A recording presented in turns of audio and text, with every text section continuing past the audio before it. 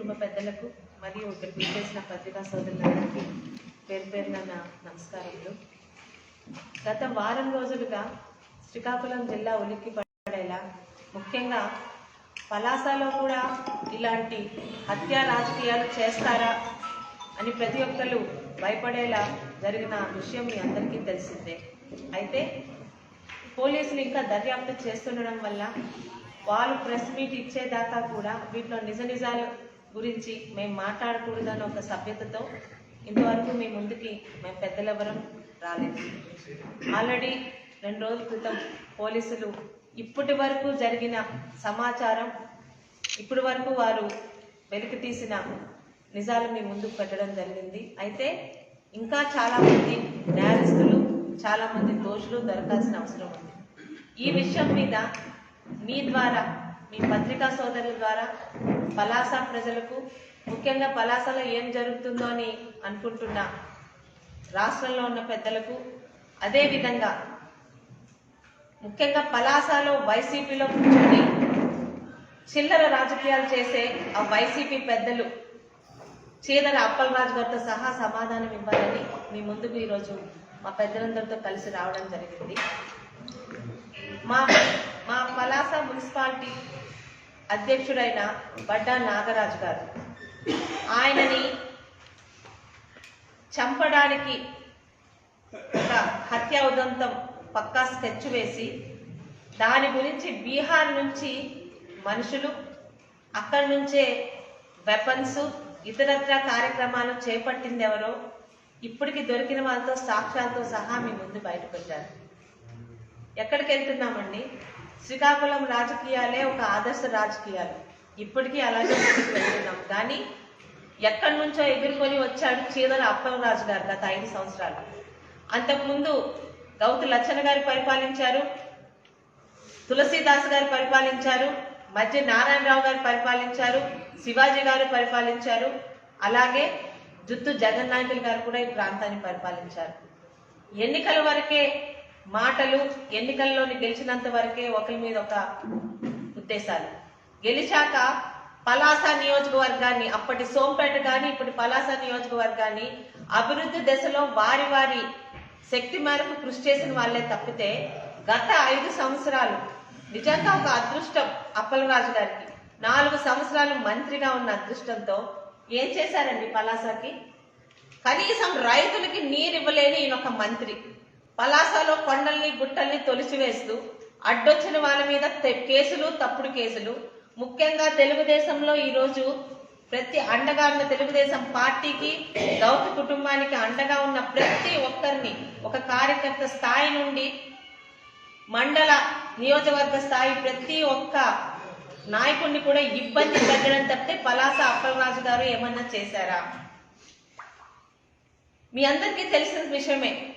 ఒక దురదృష్టకరమైన సంఘటన 2 నెలల క్రితమో, 1 నెల రోజుల క్రితం పలాస లాంటి ఊర్లో ఒక 2 ఆడపిల్లలు, మైనర్ ఆడపిల్లల మీద చాలా దురదృష్టకరమైన సంఘటన, ఊహించని సంఘటన, ఒక అత్యాచారం జరిగినప్పుడు వారి తాలూకా వివరాలు బయటికి రాకుండా వారికి న్యాయం చేస్తూ, అన్యాయం చేసిన వాళ్ళు ఎవరైనా, ఏ పార్టీ వారైనా, ఏ కులం వారైనా, ఏ మతం వారైనా వాళ్ళకి శిక్ష పడాలని ఒక మహిళగా, ఒక తల్లి స్థానంలో ఉండి కోరుకున్న విషయం మీకు తెలుసు. ఏం చేశాడంటే ఈ అప్పలరాజు గారు అప్పుడు కోతికి కొబ్బరి చిప్ప దొరికిందని ఏదో ఒక ఇష్యూ అని చెప్పి జనాల ముందుకొచ్చి నోరు పట్టనట్టు చిల్లర వేషాలే మాట్లాడాడు.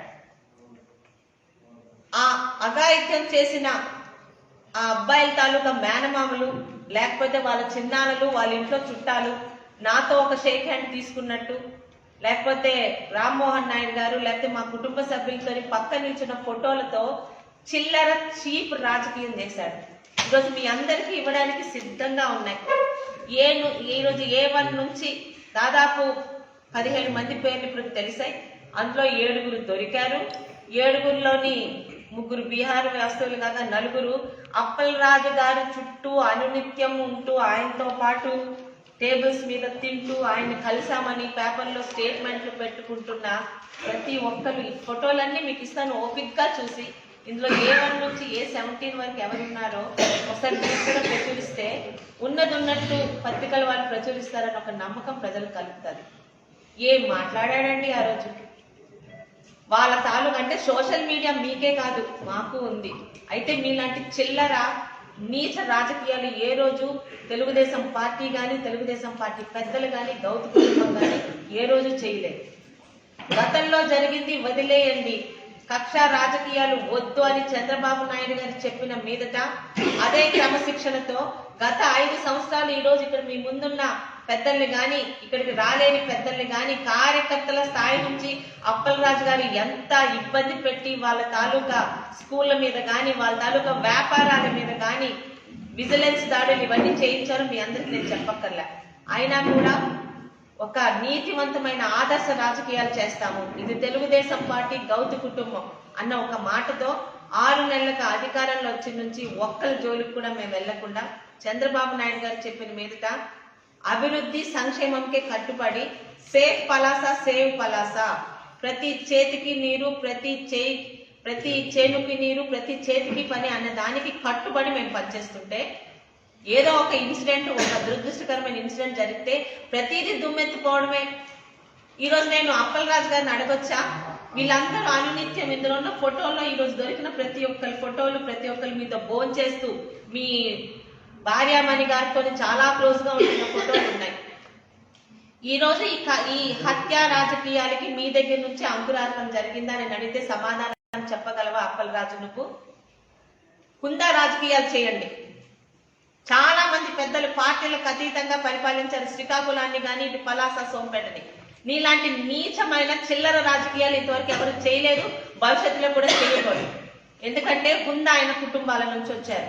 రాజకీయం అంటే తెలిసి వచ్చారు. రాజకీయం అంటే ప్రతిపక్షాలను ఇబ్బంది పెట్టడం కాదు, ప్రజలకి మంచి చేయడం. ఒక్కసారి నువ్వు ఎమ్మెల్యేగా గెలిచాక పలాసలో ఉన్న ప్రతి ఒక్కరు నీ కార్యకర్తలనే పలాసాని అభివృద్ధి చేయడం అనే దిశగా వెళ్లాల్సింది పోయి చేతిలో మంత్రి పదవి ఉంది కానీ ఆ నలుగురిని చుట్టు పెట్టుకొని ఆ నలుగురిని అంటే నన్నన్నట్టే అని సిగ్గు లేకుండా మాట్లాడుతూ చేతిలో అధికారం ఉందని చాలా ఓవర్ యాక్షన్ చేశావు. ఈరోజు ఏమైంది? ఈరోజు నేను సూటిగా అడుగుతున్నాను, మీలాగా సోషల్ మీడియాలో నీతో ఎవరెవరు ఉన్నారో రేపు నుంచి మా వాళ్ళు కూడా పెడతారు. నిజాలే కదా, క్రియేషన్ కాదు. ప్రతి ఒక్కరితో భోజనాలు చేస్తూ మీ చుట్టూ తిప్పుకుంటూ ఉన్న ఈ A1 నుంచి A17 దాకా వ్యక్తులకి ఈరోజు ఆ ధన సహాయం అందించింది నువ్వేనా?